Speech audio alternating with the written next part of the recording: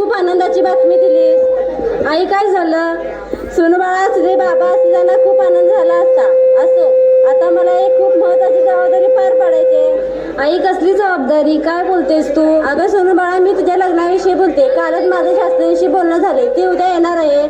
आई काय सांगतेस? माझं लग्न? हा बघ रिझल्ट. मला अजून शिकायचं आहे, नोकरी करायची आहे, पण आता लग्न नाही करायचंय. तुझं म्हणणं मला पटते, पण मुलगा खूप चांगला आहे, इंजिनियर आहे, वडील प्राध्यापक आहेत व घरची परिस्थिती खूप छान आहे. ठीक आहे, जशी तुझी इच्छा. तू माझी आई आहेस, तू माझ्या चांगल्याचाच विचार करणार.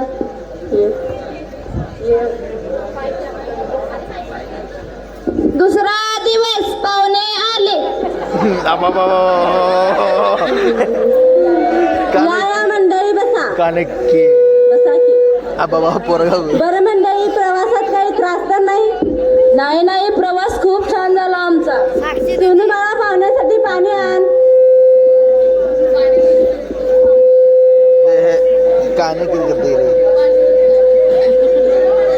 पाणी आलं. शी, या घरात शेणाचा किती वास येतोय ग. शी, पाणी पण किती गढूळ आहे. नको मला असलं पाणी. ए, ठेवतो ग्लास. बघ रे, तुला मुलगी पसंत आहे का? झालंय आमचं. मी काय सांगू बाबा, जशी तुमची इच्छा. पगेला पोरायला. ठीक आहे शास्त्रीजी, लवकरात लवकर लग्नाची तारीख कळवा बरं का. बरं ठीक आहे. अहो, देण्या घेण्याचं काय? नाकापेक्षा मोती जड नको. एकुलता एक मुलगा आहे माझा. मान आणि पान मिळालाच पाहिजे, नाहीतर जग मला नावं ठेवेल. अगं माझं नाही आहे, तुझं अगं आई, तू असं काय बोलतेस? अरे तू तरी काय बोल ना. अगं, तो काय बोलतोय? त्याचा बाप तरी बाप म्हणून बोललाय काय माझ्याशी? हा तर मुलगा. हो आई, जसं तू म्हणशील तसं. लक्षात ठेव, शेवया जरी सोगीच्या असल्या तरी शिजवल्याशिवाय चव नाही त्यांना. हो हो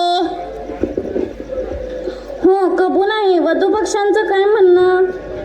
आम्ही काय जास्त मागणारी माणसं नाही. लग्नात मुलाला सुटाबुटाचा पोशाख, 1 तोळ्याची अंगठी, 2 तोळ्याची साखळी, 2 लाख रोख आणि लग्नात मुलीला 10 तोळा सोन्यानं सजवायला पाहिजे. आणि बाकी काय, खाण्याचा आणि मानपानाचा खर्च तुमचाच. अहो, आमची एवढी परिस्थिती नाही, आम्ही तुमच्या एवढ्या मागण्या कशा पूर्ण करणार? अहो, 12 गाव छोडले तरी असेच तर कुठेही मिळणार नाही. तुमचं म्हणणं बरोबर आहे, पण मी एक दीनदुबळी बाई, माझी मुलगी हीच माझी दौलत. माणसाने अंतरून पाहून पाय पसरावेत. कोण ते 1.5 दमडीचे लोक आमची बरोबरी करतात? लायकी नाही. अहो, बोलू नका. माझ्या आयुष्यभराची कमाई जरी एकत्र केली तरी एवढे पैसे नाही जमणार. लाज वाटत नाही असं बोलताना? आई उठ, काय गरज नाही मला अशा मुलाशी लग्न करायचं. बघितलंस, आताच असं करते. लग्नानंतर काय करेल याचा विचार केलाय का कोणी? अपमान करून घेण्यापेक्षा चला येथून. आई थांब, तू असं काय बोलतेस? जरी मुलीच्या आईची परिस्थिती गरीब असली तरी काय झालं? मुलगी किती सुंदर आहे. जर माझ्या लग्नात असा हुंडा मागितला असता तर तू काय केलं असतंस? तू गप्प बस. मला माझ्या मुलाचं लग्न या मुलीशी नाही लावून द्यायचंय. चला येथून.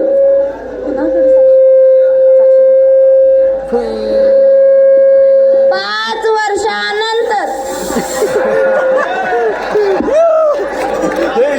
आई, मी डॉक्टर झाले. सोनू बाळा, तू माझी मुलगी सध्या मला खूप अभिमान वाटतो. आई, एक सांगायचं राहिलं, उद्या माझा आपल्या गावकऱ्यांच्या वतीने सत्कार आहे. मग आपल्याला तयारी करायला हवी. हो चल. आली. सत्काराचा दिवस, पाहुणे आले.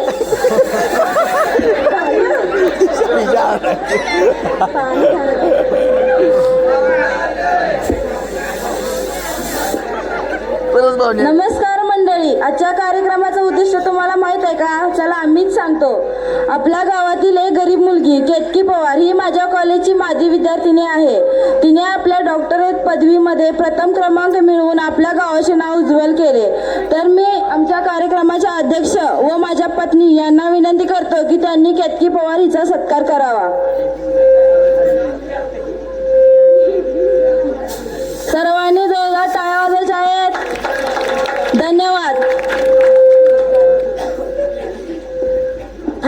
बाबा मला काहीतरी बोलायचंय. ठीक आहे, बोल बाळा.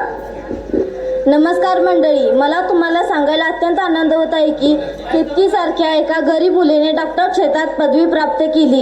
याच मुलीला माझ्या आईने 5 वर्षापूर्वी हुंड्यापायी नाकारले होते. जर ती आज माझ्या आईची सून असती तर हा सन्मान माझ्या आईचा आई असता. जी चूक माझ्या आईने केली ती तुम्ही करू नका. मुलीला शिकवा, मुलीला मोठं बनवा, मुलीला सक्षम बनवा. शिक्षण हा मुलीचा खरा दागिना. मुलगी शिकली तर प्रगती होईल. चला तर मग मंडळी, आपण सगळेजण एकत्र येऊन हुंडाबळीला काढून टाकूया. धन्यवाद.